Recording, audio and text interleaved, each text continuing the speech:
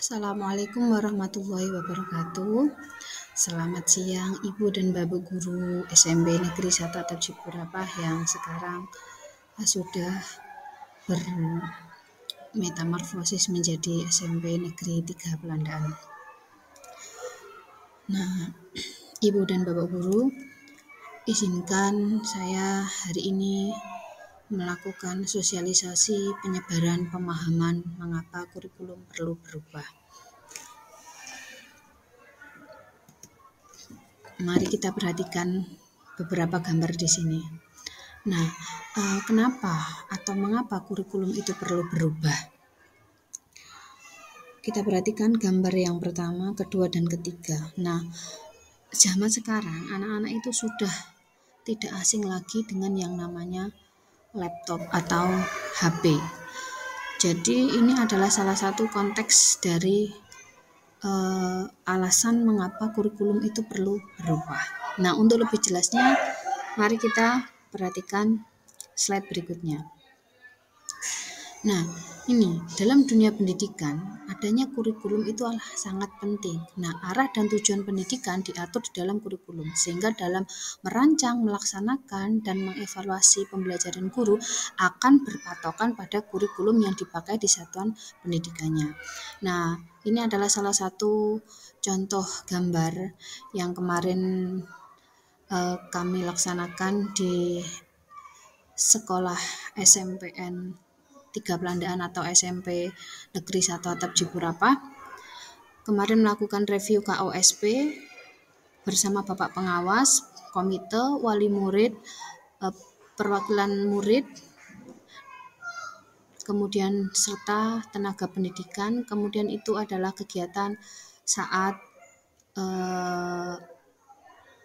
pengesahan KOSP. Jadi kegiatan review KOSP ini adalah pengimbasan dari rencana tindak lanjut kegiatan IHT Sekolah Penggerak Angkatan Ketiga. Nah, apa sih itu sebenarnya kurikulum itu? Nah, kurikulum merupakan panduan pembelajaran pada satuan pendidikan di mana dapat dimaknai sebagai titik awal sampai titik akhir dari pengalaman belajar murid. Nah, kurikulum itu kompleks dan multidimensi, dan kurikulum itu juga dapat diibaratkan sebagai jantungnya pendidikan.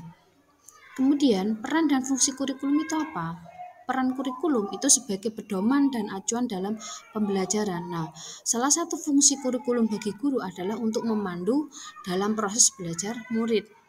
Jadi di dalam kurikulum itu juga ada yang namanya perangkat pembelajaran yang disertakan sebagai lampiran di kurikulum atau di KOSP. Nah, itu adalah salah satu panduan guru dalam proses pembelajaran bersama murid. Adapun 4 komponen kurikulum menurut Ralph Taylor, yaitu yang pertama adalah adanya tujuan, konten, yang ketiga adalah metode atau cara, dan terakhir adalah evaluasi.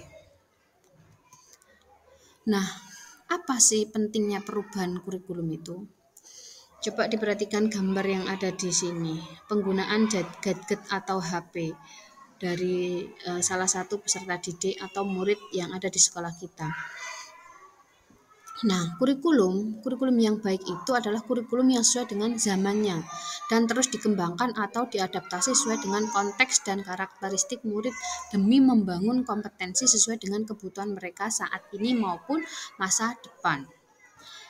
Nah, kurikulum itu harus berubah agar sesuai dengan perkembangan zaman. Apalagi masa sekarang ini ilmu pengetahuan dan teknologi informasi telah berkembang dan pembelajaran akan membosankan tanpa adanya perubahan. Bukankah tugas kita untuk menyiapkan para murid kita menghadapi zaman yang baru? Zaman yang sama sekali berbeda dengan zaman kita dahulu. Nah, zaman kita dahulu itu kalau dulu zamannya HP itu sudah ada, tapi HP jadul. Akan tetapi untuk sekarang anak-anak itu sudah sangat tidak asing lagi dengan teknologi, yaitu salah satunya HP, di mana di HP itu mereka sudah bisa berselancar kemana-mana. Ada banyak media sosial, akun media sosial, TikTok, kemudian Instagram, dan lain-lain. Apakah dulu zaman kita ada, ndak ada. Kalau zaman dulu permainan-permainan itu gamenya ya gobak sodor, kemudian apalagi permainan pakai karet gelang itu. Kalau sekarang gamenya ada di HP, semuanya bisa diakses di HP. Nah, coba ini salah satu contoh cita-cita murid di zaman kita dahulu. Paling kalau ditanya apa cita-cita kalian? Pasti jawabannya ada yang kepengen jadi dokter, ada kepengen jadi guru, dan ada lagi yang kepengen jadi pilot. Nah, kalau sekarang perbedaannya bagaimana?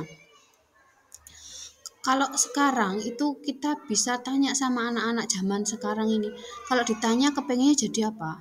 YouTuber, jadi konten kreator, kemudian jadi selebgram, jadi model, jadi pokoknya yang sesuai dengan zamannya sekarang itu penuh dengan teknologi, penuh dengan modernisasi.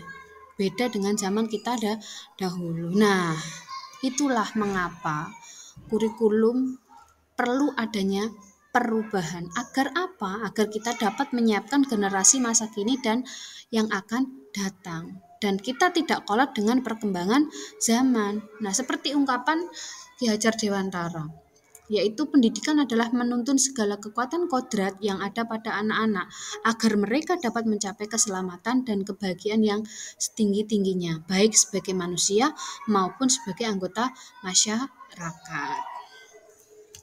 Jadi, dapatkah kurikulum itu berubah? Nah, di dalam KUSP atau kurikulum operasional satuan pendidikan harus bersifat dinamis. Memang artinya apa? Karena arti dari dinamis ini yaitu dapat diubah sesuai dengan perubahan dan perkembangan budaya dan zaman. Selain itu, mengikuti zaman yang sudah diadaptasi sesuai dengan kebutuhan murid dan karakteristik satuan pendidikan. Artinya apa? Perubahan kurikulum ini juga sangat harus berpusat pada murid.